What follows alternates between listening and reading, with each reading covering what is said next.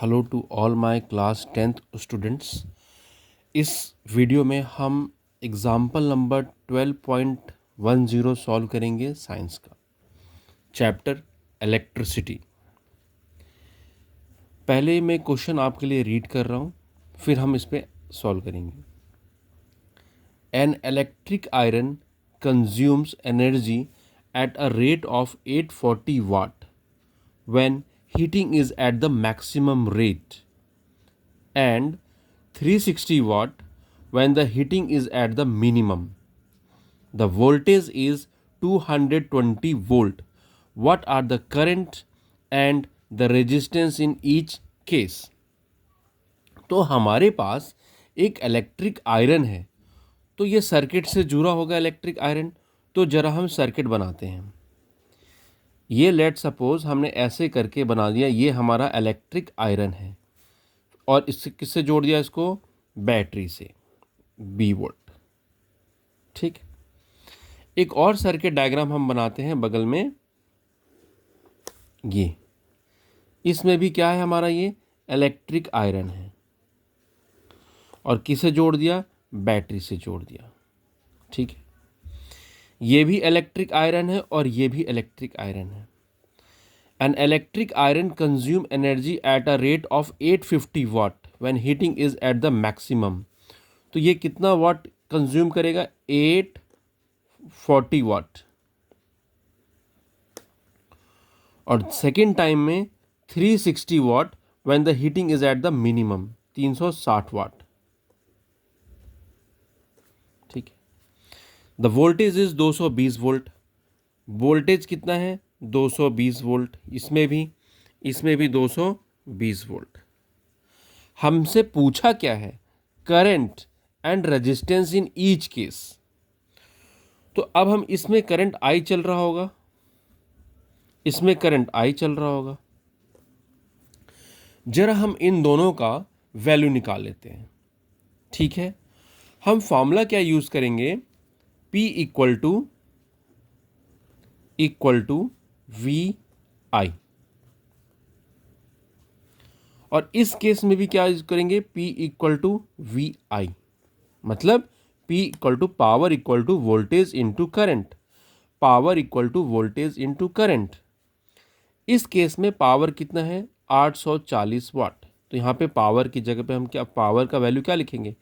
140, 840 watt equal to voltage 220 volt into current I.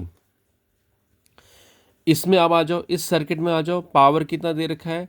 360 watt, 360 equal to voltage 220 volt into I. अब इसको हम, ये जो है मल्टीप्लिकेशन, ये सीधा मैथ लगा लेंगे। 840 divide by 220 equal to I. इसमें 360 upon 220 equal to I current. अगर हम इसको डिवाइड करें, ठीक है, 840 को और 220 को, तो हमारा वैल्यू कितना आएगा अभी हम चेक कर लेते हैं। इसके लिए मैं कैलकुलेटर यूज़ कर रहा हूँ, आप लोग खुद से करोगे। ठीक है, 840 डिवाइडेड बाय 220, ये आ रहा है हमारा 3.8। तो ये करंट है, तो एम्पियर हो जाए इक्वल टू आई। इस केस में 360 डिवाइड बाय 220, ये आ रहा है 1.6। करंट है तो ampere equal to I.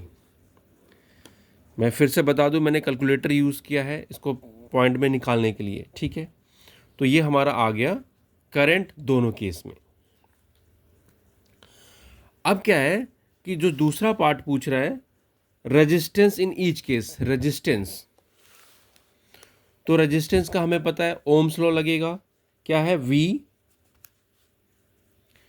V equal to I into R. इसमें भी V equal to I into R. ठीक है।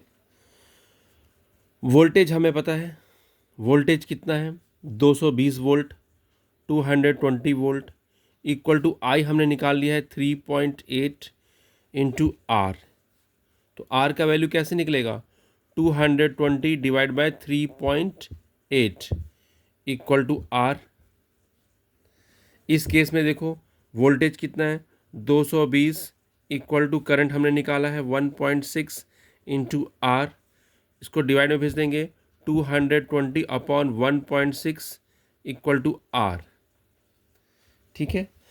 अब अगर हम 220 को डिवाइड करें 3.8 से तो कितना रेजिस्टेंस आएगा 220 डिवाइड बाय 3.8 हमारा आ रहा है 57 ओम आ जाएगा। कितना आया 57 ओम इस केस में। अब इस केस में देख लो 220 डिवाइड बाय 1.6 ये आ रहा है हमारा कितना रेजिस्टेंस आ रहा है, ये आ रहा है 137 ओम। रेजिस्टेंस को ओम में लिखते हैं तो ये हमारा आंसर रहेगा। ठीक है। हमने करंट भी निकाल लिया इसमें 3.8 एम्पियर, इसमें हमने 1.6 एम्पियर, फिर हमें रेजिस्टेंस पूछा था, हमने रेजिस्टेंस निकाल लिया ओम्स लगा के V equal to I into R दोनों के केस में। ठीक, अब हम आंसर चेक कर लेते हैं क्या हमारा आंसर सही आया है। देखो करंट चेक कर लो 3.8 बिल्कुल सही, करंट हमारा 3.8 आया है। ठीक है। फिर दूसरे में करंट हमारा कितना आया है देखो 1.64 हमारा 1.6 ठीक है बिल्कुल सही है, देखो 1.6 है। रेजिस्टेंस कितना आया 57 ओम, 57 ओम सही है हमारा। फिर हमारा आया रेजिस्टेंस 134, हमारा 134 के आसपास ही आया है। ठीक है, क्योंकि हमने यहाँ पे 4 हटा दिया तो हमारा 137 आ रहा है। ठीक है, तो ये हमने सॉल्व कर लिया। आई होप आपको ये अच्छा लगा होगा।